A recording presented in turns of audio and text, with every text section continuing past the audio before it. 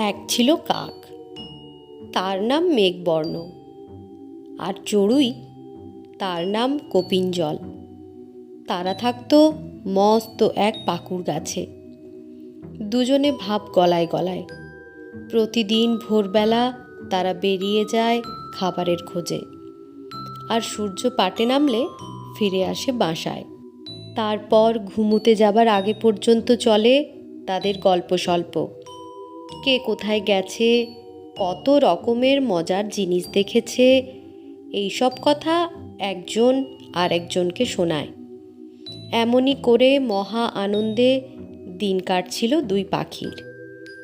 একদিন সকালে একদল চড়ুইয়ের সঙ্গে কপিনজল চলে গেল পাকা শালি ধান খেতে। যাবার আগে কাককে বলে গেল, ভাই, ধান টান খেয়ে ফিরতে দুদিন দেরি হতে পারে, আমার বাসাটার দিকে একটু নজর রেখো। তারপর দুদিন কেটে গেল। কাক আশায় ছিল আজ হয়তো কপিনজল ফিরবে, কিন্তু সে ফিরল না। দুদিনের জায়গায় 4 দিন হলো, তবুও কপিনজলকে ফিরতে না দেখে খুবই দুশ্চিন্তায় পড়ে গেল কাক। ফাঁদে আটকা পড়ল না বাজে ধরে খেয়ে ফেলল, এমনই ভেবে ভেবে অস্থির হয়ে পড়ল মেঘবর্ণ। এর মধ্যে হলো কি, একদিন এক খরগোশ জঙ্গল থেকে বেরিয়ে ছুটতে ছুটতে সেই পাকুড় গাছের কাছে এসে কপিনজলের বাসাটা খালি দেখে ঢুকে পড়ল তার মধ্যে। নিজের বাসায় বসে মেঘবর্ণ সবই দেখল। সে কপিনজলের আশা ছেড়েই দিয়েছিল, তাই খরগোশকে কিছু বলল না।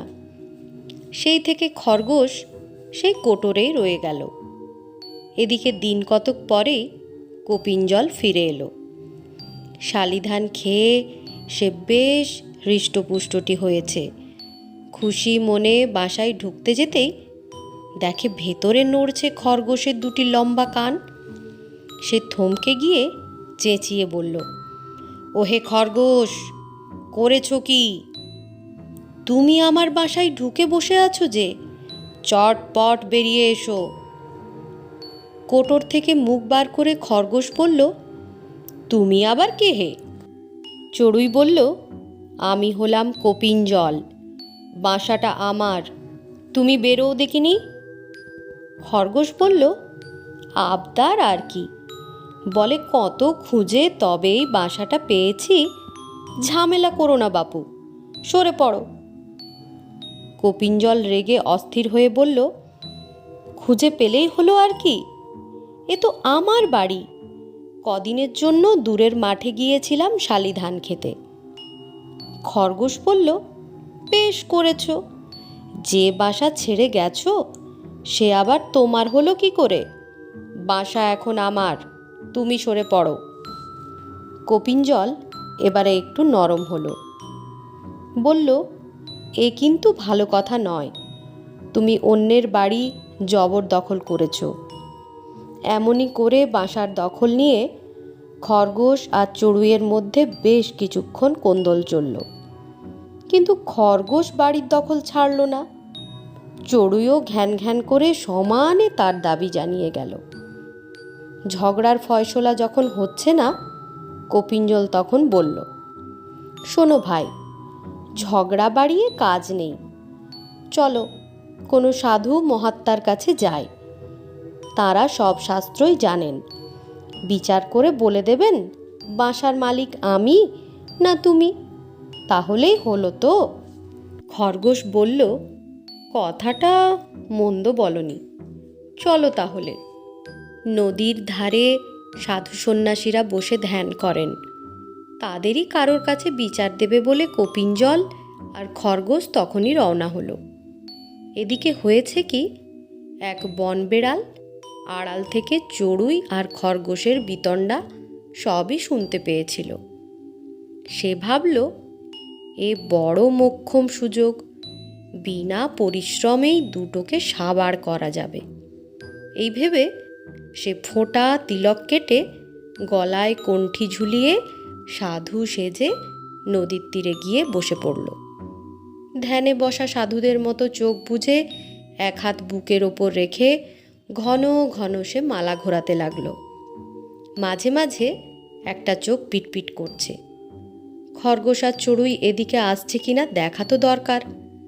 যখন সে দেখতে পেল নদীর তীর ধরে ওরা দুজন কাছাকাছি এগিয়ে এসেছে, ওম নিশে জপের মালাসহ দুহাত কপালে ঠেকিয়ে জোরে জোরে বলতে লাগলো, হরি হে দিন ও বন্ধু, এবার আমায় পার করো। সংসারের সার আমি বুঝেছি, সবই হলো মিথ্যা। বিষয় আশয় স্ত্রী পুত্র কেউই কারুর নয়। প্রভু, এবার আমাকে তোমার পায়ে ঠাঁই দাও। নদীর তীর ধরে হাঁটতে হাঁটতে বেড়ালের কথাগুলো খরগোশের কানে গেল। সে দাঁড়িয়ে পড়ে মুগ্ধ হয়ে কিছুক্ষণ তাকিয়ে থাকল। পরে কপিনজলকে বলল, চড়ুই ভায়া, এই হলো আসল সাধু বাবা, রীতিমতো শাস্তর জানা। ঠিক বুঝতে পেরেছি, ইনিই পারবেন আমাদের ঝগড়া মিটিয়ে দিতে। কপিনজল বলল, বেশ তো, চলো। তবে কি জানো, এ হলো বনবেড়াল, আমাদের জাত শত্রু। বেশি কাছে যাওয়া চলবে না, দূর থেকে কথাবার্তা বলতে হবে। হঠাৎ যদি ব্রতভঙ্গ হয়ে যায় তাহলে বিপদে পড়ে যাব। তখন দুজনে মিলে বেড়ালের কিছুটা তফাতে দাঁড়িয়ে চেঁচিয়ে বলল, পেন্নাম সাধু বাবা, আমাদের দুজনকে একটু দয়া করুন, বড় বিপদে পড়ে আপনার কাছে এসেছি। বেড়াল চোখ বুজে থেকেই বলল, বাবারা, সবই ঈশ্বরের ইচ্ছা, তোমাদের যা বলবার বলো, আমি শুনতে পাচ্ছি। খরগোশ বলল, আমাদের দুজনের মধ্যে ঝগড়া হয়েছে, আপনি তার মীমাংসা করে দিন। তবে টাকা কড়ি নেই, দিতে পারবো না। তার বদলে যার কথা মিথ্যে হবে তাকে আপনি খাবেন। এ কথা শুনেই তড়াক করে 7 হাত পিছিয়ে গেল বেড়াল। জিভ কেটে কানে হাত দিয়ে বলল, সর্বনাশ সর্বনাশ, ওসব পাপ কথা মুখে এনো না বাপু, কানে গেলেও পাপ হয়। হিংসা হলো নরকের পথ। আমি এখন নিত্য শ্রীহরির নাম করি। প্রভু হে দয়াময়। শুনে খরগোশ আর কপিনজল মনে ভরসা পেল। তারা হাত জোড় করে বলল, না জেনে বলে ফেলেছি বাবা, দোষ নেবেন না যেন। এখন দয়া করে আমাদের ঝগড়াটা মিটিয়ে দিন। বেড়াল বলল, বেশ, বলো শুনি, কি নিয়ে তোমাদের ঝগড়া? তবে বাপু, একটু কাছে এসে বলতে হবে, বয়স তো হয়েছে, আগের মতো আর কানে শুনতে পাই না। কপিনজল ভয়ে ভয়ে দুপা এগিয়ে গিয়ে বলল, বাবাজি, পাকুড় গাছের কোটরের মধ্যে আমার বাসা ছিল। দিন কতকের জন্য বন্ধুদের সঙ্গে আমি বেড়াতে গিয়েছিলাম। বাসাটা ছিল খালি। ফিরে এসে দেখি এই খরগোশ আমার বাসা দখল করে বসে আছে। বেড়াল বলল, একটু ধীরে ধীরে বলো বাছা, সবটা শুনতে পাইনি, আর একটু কাছে এসে বলো। এবার খরগোশ এগিয়ে গিয়ে বলল, আমি বলছি, শুনুন বাবাজি। শেয়ালের তাড়া খেয়ে একদিন পালাতে গিয়ে গাছের ফাঁকা কোটরটা আমার চোখে পড়ে যায়। তখন থেকে আমি সেখানেই থেকে যাই, কেউ আমায় ঢুকতে বারণ করেনি। দিন কতক সেখানে বেশ আরামেই আছি। আজ সকাল না হতেই কোত্থেকে এই চড়াই এসে হুল্লা জুড়ে দিয়েছে, বলছে ওটা নাকি ওর বাসা। কিছুতেই আমার কথা শুনছে না। এবারে আপনি বিচার করে বলে দিন বাসাটার মালিক কে। বেড়াল থাবা দিয়ে কান আড়াল করে চোখ কুঁচকে খরগোশের কথা শুনল। পরে বলল, এতক্ষণে বুঝলাম, একটা শেয়াল তার বাসাটা খালি রেখে বন্ধুদের সঙ্গে বেড়াতে বেরিয়েছিল, তাই তো? তুমি চড়ুইয়ের তাড়া খেয়ে সেই বাসার মধ্যে ঢুকে পড়েছ। বেড়ালের কথা শুনে কপিনজল আর খরগোশ একসঙ্গে হেসে উঠল। তারা বলল, আপনি দেখছি সব তালগোল পাকিয়ে ফেললেন। এবারে ভালো করে শুনুন, বলছি। বেড়াল আঁতকে ওঠার ভান করে বলল, কি বলছো? কানটা কি তাহলে একেবারেই গেছে? তাহলে আর একটু কাছে করে এসো বাপু। একজন বসো আমার ডান দিকে, অন্যজন বাঁ দিকে। দুজন দুদিক থেকে বলতে থাকলে সব কথাই ঠিক ঠিক কানে যাবে। সরে এসো, গোড়া থেকেই আবার বলো, শুনি।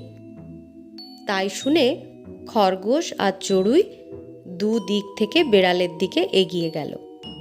আর যেই না কাছাকাছি যাওয়া, অমনি আচমকা ঝাঁপিয়ে পড়ে বেড়াল কামড়ে ধরল চড়ুইয়ের টুটি, আর থাবা দিয়ে খামচে ধরল খরগোশকে। তারপর দুটোকেই মেরে ফেলল।